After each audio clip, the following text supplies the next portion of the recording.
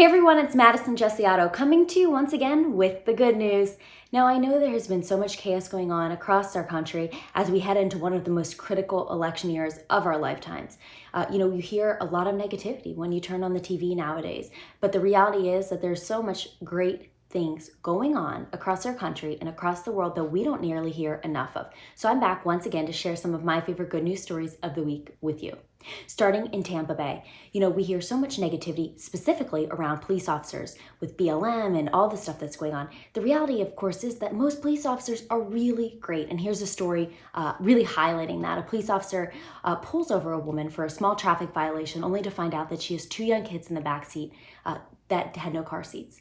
And he, talked to the mother, realized she had gone through some recent financial struggles. He was originally going to give her his son's old car seat, but decided, he wanted to do a little more. So he met with a local area Walmart who decided to donate two brand new car seats to this mother. The officer was so excited to be able to bring those to her that week, and said, growing up, he was a child of a single parent, had grown up in public housing, and he once had no car seat, and so wanted to make sure that these kids, didn't go through what he went through, and, that mom was able to provide like he was for his son. So amazing story of a police officer giving back to a member of the community.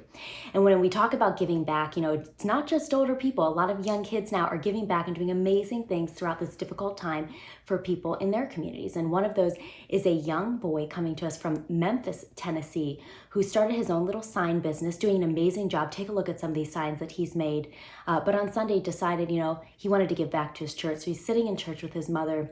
The pastor is talking about, giving a little extra seed that week and giving back. And he, pulled out his cash app and told his mom, I want to give $1,000 to our church. And she said, well, you don't have $1,000 yet. He said, one day I will. And this young boy has, received so much attention as a result of not only his business acumen, but also his ability and willingness as a young person to give back. So way to go for Charles for being an incredible member of the community.